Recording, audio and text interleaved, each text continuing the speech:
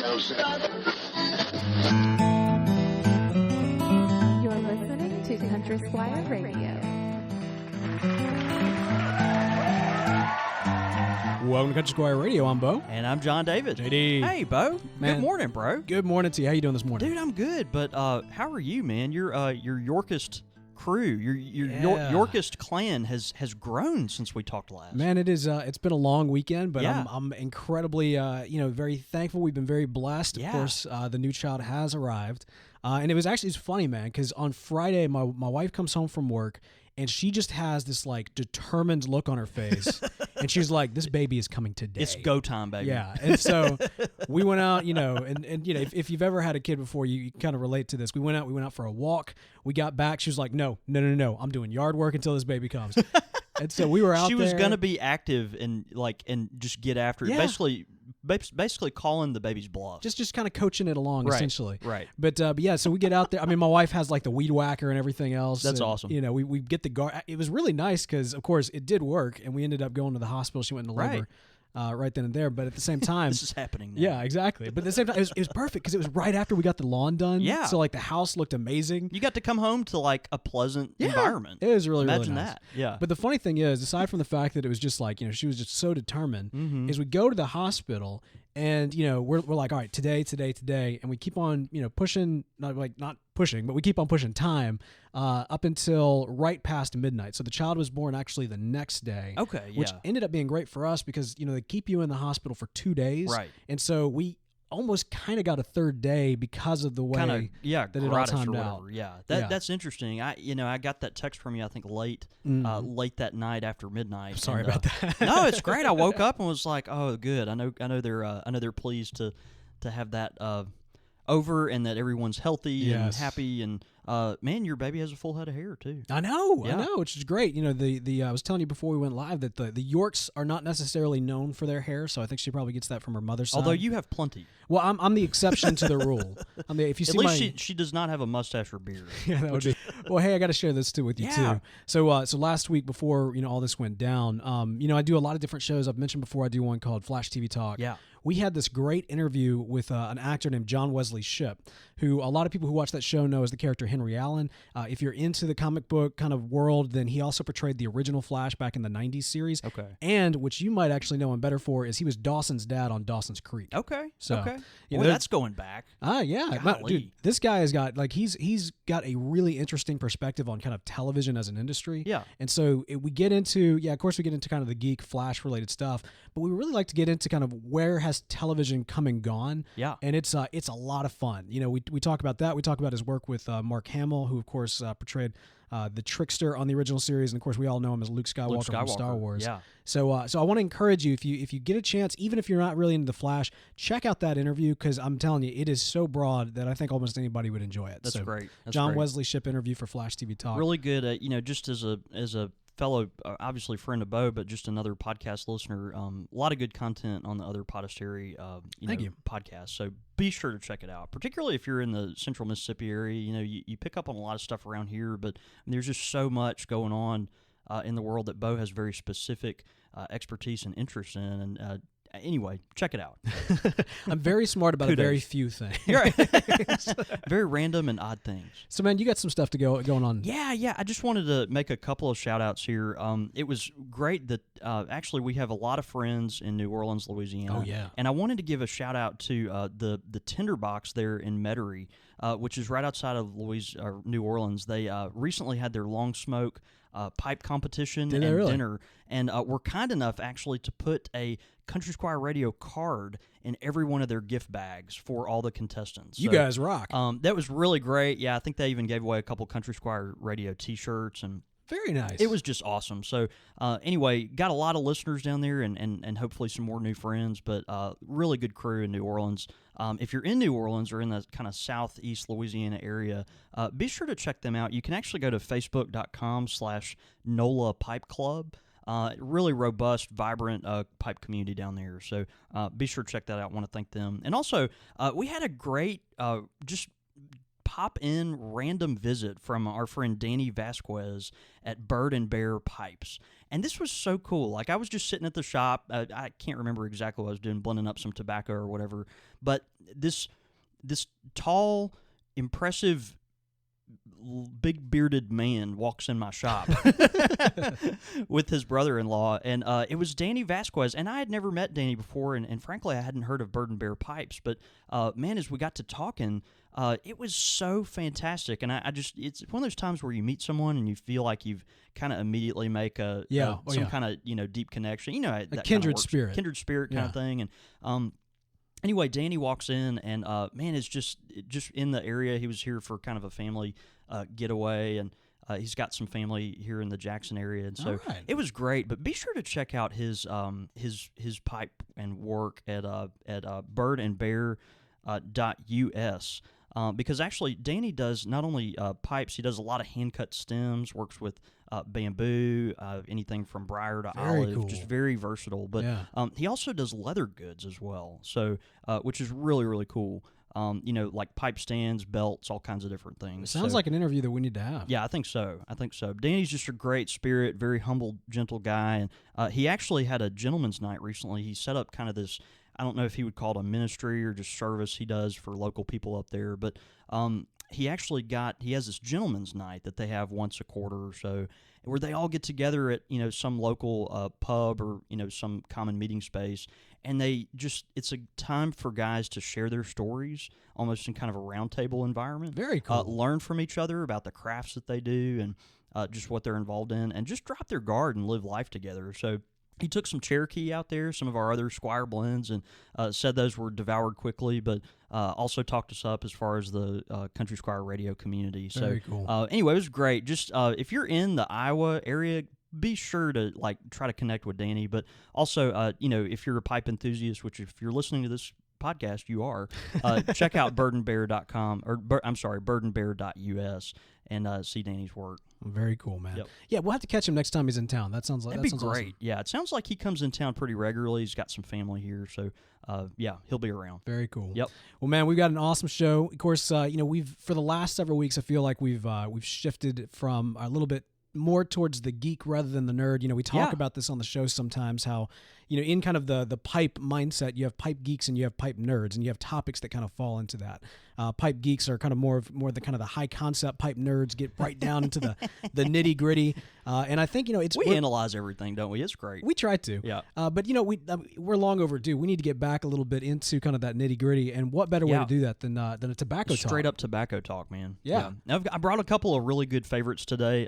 Actually, one of them's a new favorite, and this is interesting. When we do tobacco talks, typically we kind of feature a tinned kind of national brand tobacco, something that from a national, international company that you've heard of, and then sometimes we also feature a Squire blend. Today, I have a couple of tinned tobaccos, though today, instead of featuring one of our blends, that just really was fascinated in. I'm going to talk first about this Vauen Tobacco number 14 Virginia Flake. All right. This is a company that I was actually not particularly familiar with, and that's I always kind of cringe a little bit when people bring me tobaccos that I feel like I should know about that I don't, but a really good friend came in the shop, actually Hencho's, that lives here in Jackson, Hencho Zhao, and he brought me this tin of tobacco that he purchased in St. Louis, and man, this stuff is really good. Vauen, of course, is a German pipe maker that's been around since the mid-1800s, like really old-school pipe maker. They've been around for a long time,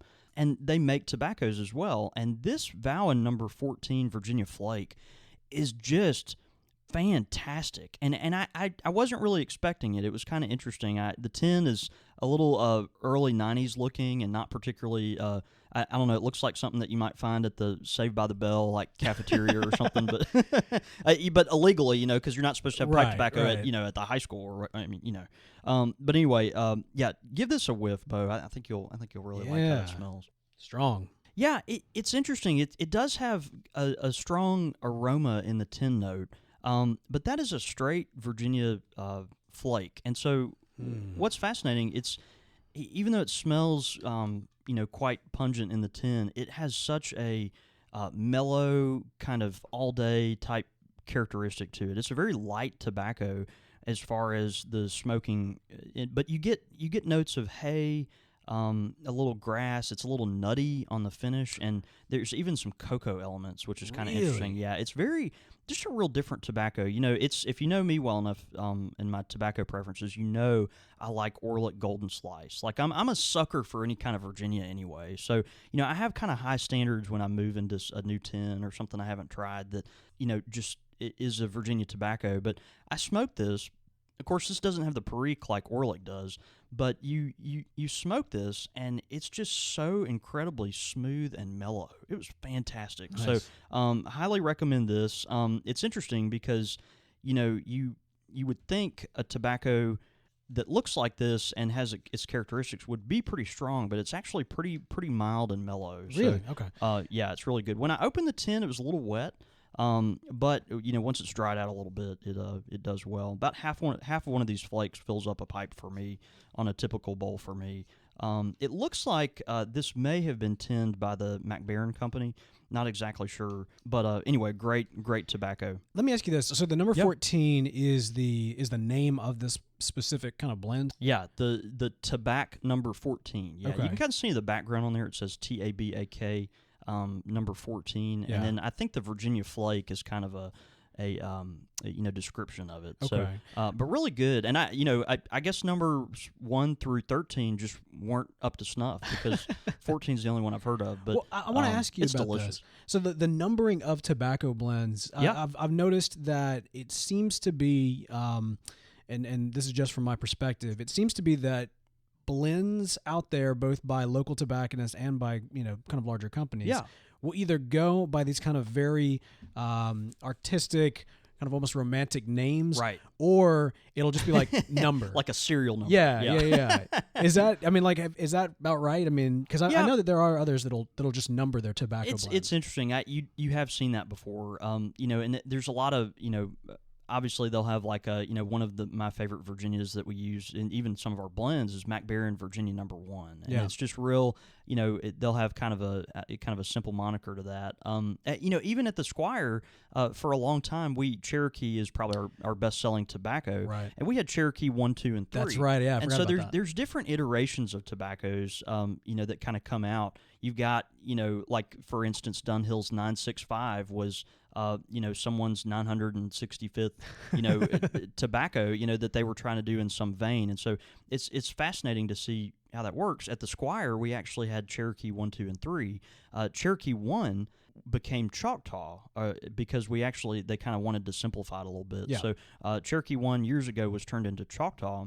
Cherokee number 2 is our current Cherokee, and Cherokee number 3 they got rid of because it didn't sell. Yeah. Do you have a couple old timers who come in and ask specifically for 1, 2, or 3? Still? Yeah, we do. We sure do. A lot of folks, they'll still come in and say, "Hey, I need a pound of Cherokee number 2." Yeah. Which is pretty cool. And I always like wink at them and like, "Oh, I know what you're talking about." Yeah. So it's I love that. All right, so this one was number 14. Yep, from, number 14 from Virginia. Vauen. Okay. Yeah, really good. Check it out. And again, it's funny. It's just one of those tinned company. I knew Vauen made pipes, but wasn't familiar with their tins. And anyway, great tobacco. Check it out. I'm becoming more aware because I think when we started the show, I didn't quite realize that if a company makes pipes, then more often than not, it seems they also have their own tobacco. Yeah, it's fascinating, and I haven't really come to grips with that until recently either, which is funny because I'm on the my side of the counter. But you always go into it, obviously Peterson is kind of the one that comes to mind. Like Peterson's got tons of tins. People have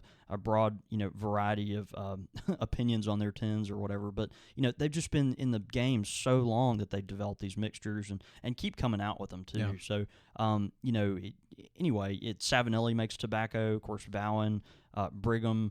I saw. I think Brigham makes some. I saw the other day Stanwell makes tobacco. Yeah, it's just funny. There's a lot of pipe makers that do. Yeah, really great. All right, coming along next from one of our favorite companies, McClelland. Oh yeah. We actually have Virginia Woods today. This stuff is great, and I have this is kind of an interesting love-hate thing for me. Not even hate, that's a little too strong, but I'm smoking it occasionally, and I'm like, what are they trying to accomplish here? But then I'll turn around and just be in love with it. It's kind of this interesting back and forth when I smoke Virginia Woods. Ketchup. Little ketchup. It's a McClelland, so we know it's going to have that vinegar ketchup note.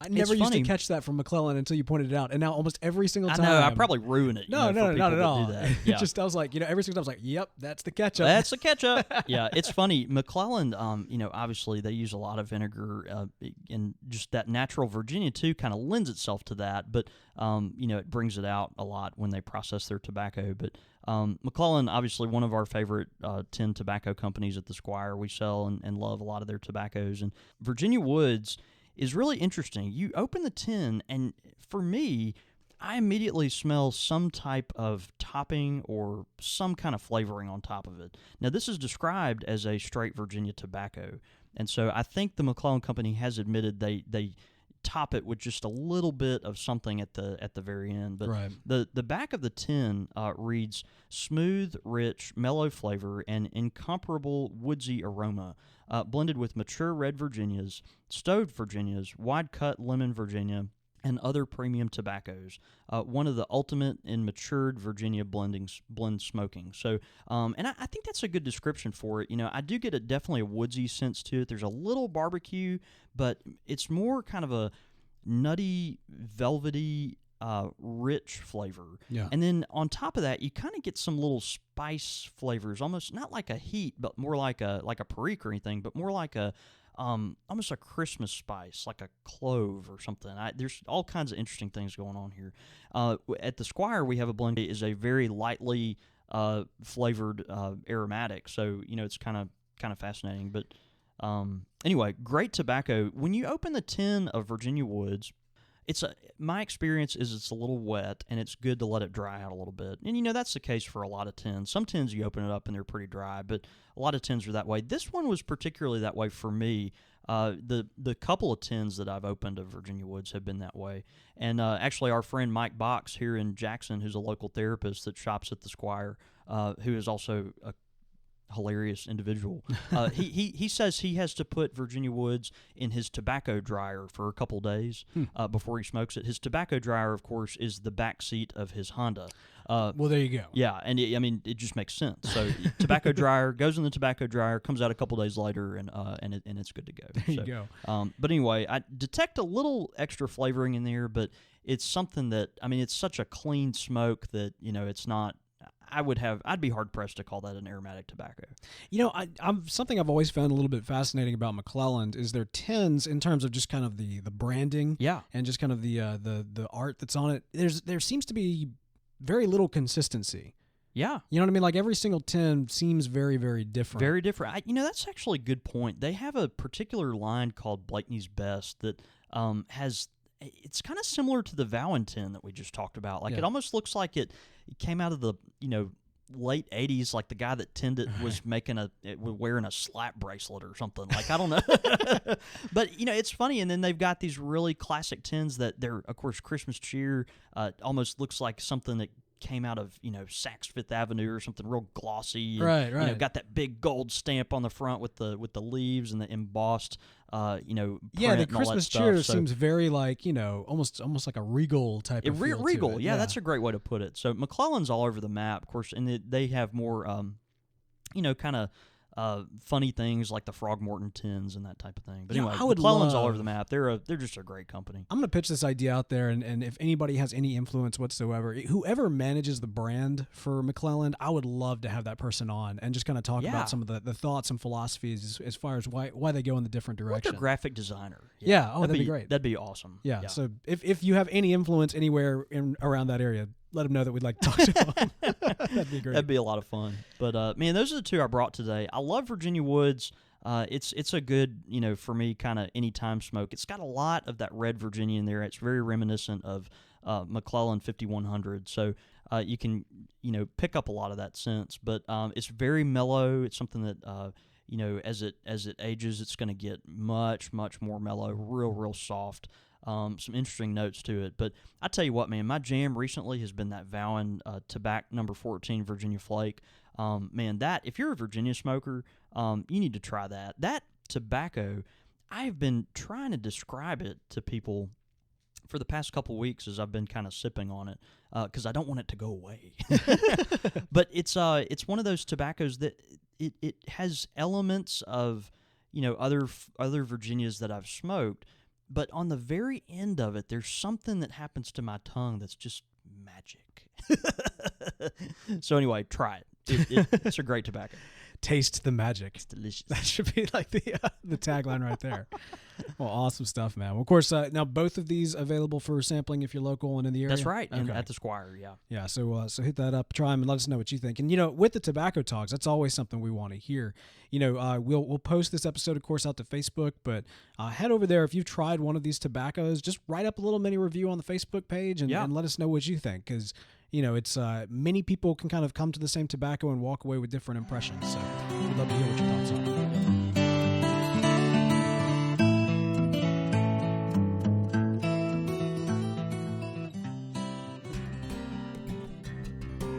Pipe question of the week. Right. This is a great pipe question for a tobacco talk right here. This comes in from Jared S., who asked the question, how do you properly taste a tobacco in order to develop your palate and distinguish all of the characteristics? Wow. It's like, how do you become JD? That's the question. No. It's more like asking, how do you smell? That's good. That's like, wow, yeah, that's an incredible question. I don't know. This is interesting. I had some thoughts as I read this, before the show.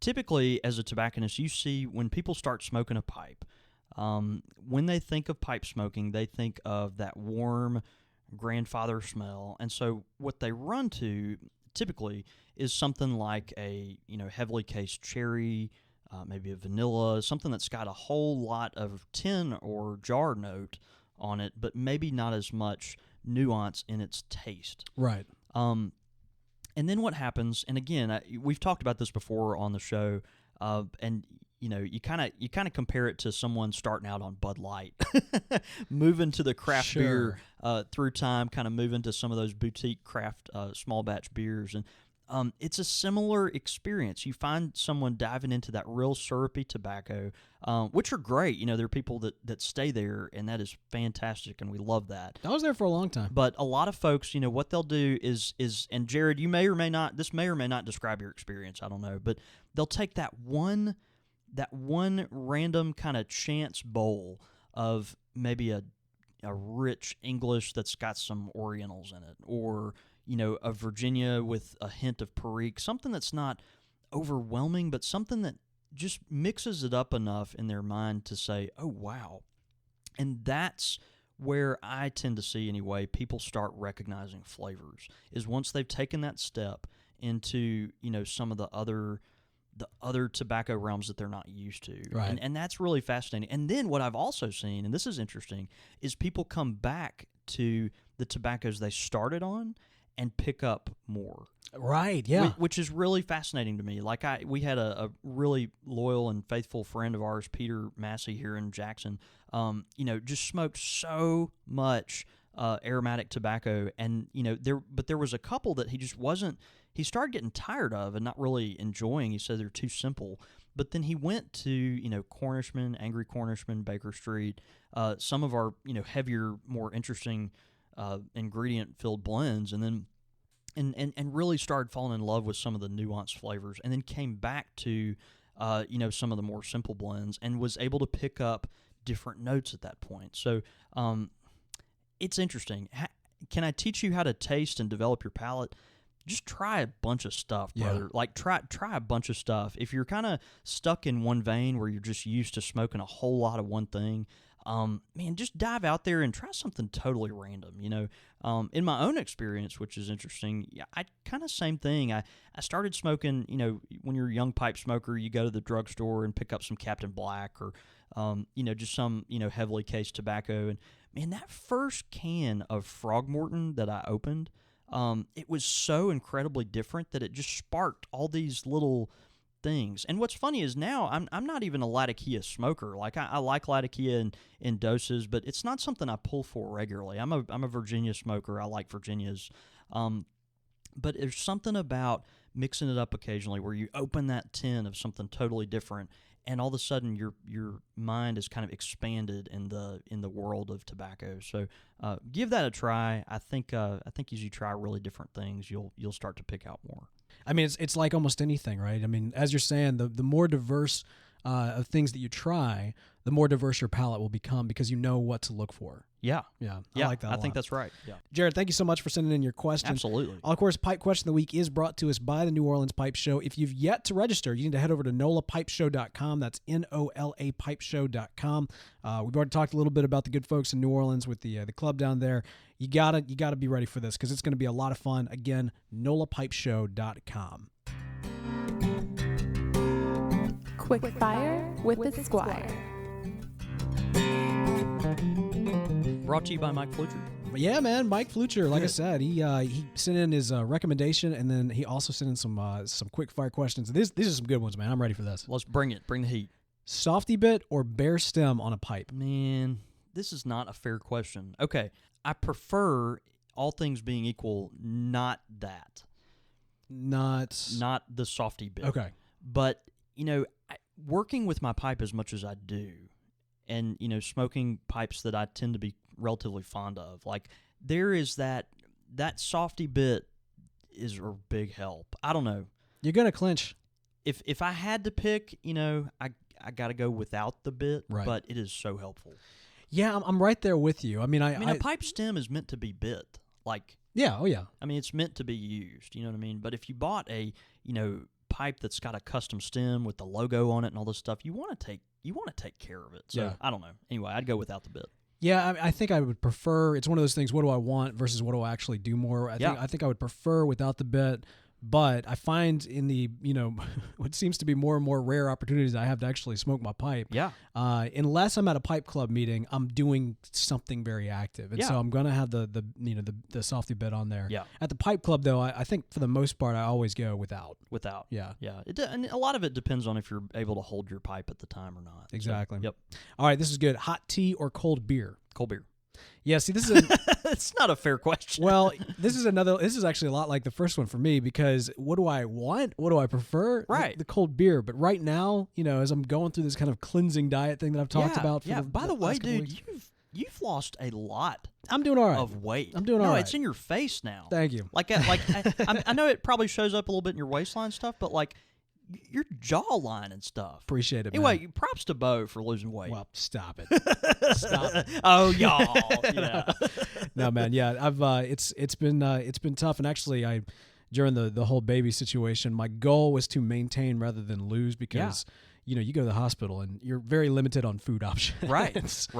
For being the place you go to get healthy, the food is not very healthy. It's not very healthy. But anyway, so back to this. I'd have to, even though I want the cold beer, I'm more often than not. Well, I'm only going to the hot tea these days. So gonna have to go with hot tea. Fair enough. All right, this is a great one. Tom Hanks or Tom Selleck? Golly, when I saw this question, I was like, man, that is interesting. I like the way that Mike thinks. I got to go with I'm gonna go with Tom Selleck. Really? It's the mustache. Yeah, I mean, it's a powerful mustache. I don't know. There is some, of course, we all know the things that Tom Hanks has been involved in, but sure. When I see Tom Selleck, I could see him being a pipe smoker. Oh yeah. Yeah, I can kind of see that. I wonder if he is. And I know Hanks, he's a cigar smoker.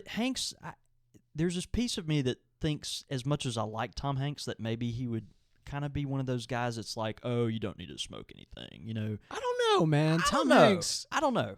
Have you ever seen him? There's this great interview where Tom Hanks was on some Good Morning show. Yeah. And he let an F-bomb slip, just like very, very. Like on GMA or something. Something like it. But it was like extremely casual. It was like, right. I go in the house, and he was like, the kids. And I was like, oh.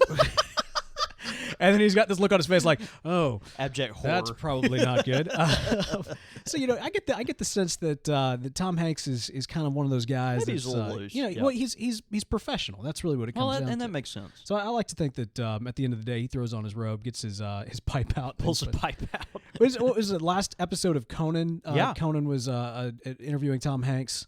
And Tom Hanks comes out with like 2 glasses of scotch, and he hands one to Conan, and he goes, "This is what I call Daddy's reward." And after that, I was like, "Yes, I like you." So I'm gonna have to go with Tom Hanks. That's Selleck, fair. I mean, you're right, but he's like 90% mustache. No, you're right. You're right. And then last but not least, leftover pizza or leftover Chinese food. I'm gonna go with Chinese food. Really? I'm gonna go with leftover Chinese food. You like being sick? That's sketchy. I know it's really sketchy, sketchy, but like there's something about the gamble. No, I really like leftover Chinese food. I do.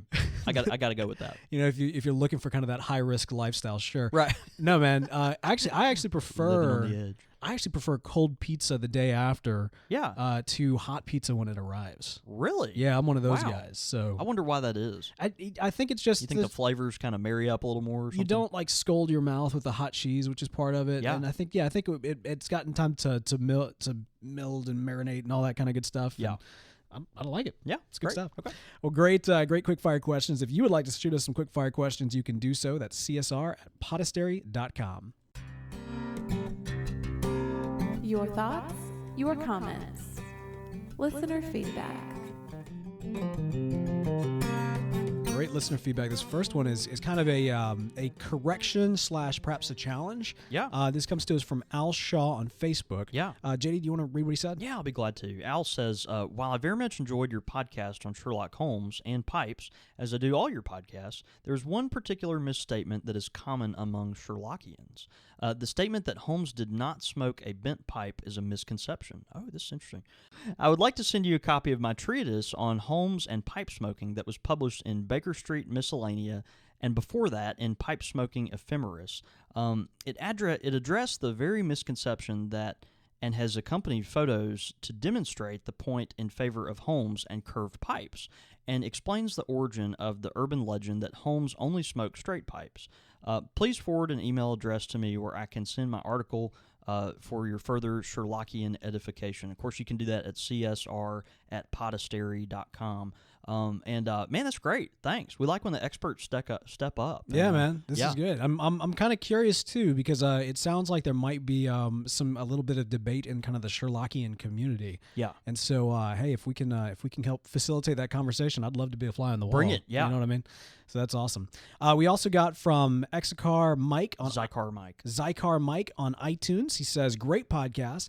As a semi-experienced pipe smoker and avid podcast listener, I stumbled into this podcast. Great conversations and very informative. Not only finding old favorites, but discovering new ones. Keep up the great work, guys." That's awesome. Thanks, Mike. Yep. We always love getting this kind of feedback from you guys, especially on those iTunes reviews. If you head over to iTunes right now, write us that review. Even if you're not actually listening to the podcast through iTunes, it's a great way to help support the show. And of course, we love reading them on the show. Well, man, JD. Dude, this was fun. It's always fun. I love talking about tobacco, man. I realized yesterday I had a friend that came in the shop I hadn't seen in a long time, and he was sitting there watching me, hand blend some stuff and, wait on some customers and kind of help them with new pipe smoking experiences. And he was like, "Man, this is really magical for you, isn't it?" I was like, "Yeah, it is." That's awesome, man. Well, I got to say, this weekend being stuck in the hospital with nothing but doctors coming in and out and everything else, I was like, just got to make it a CSR. Just got to make it. Got to hang out with baby. All right, man. Well, let's go have a day. See you, brother.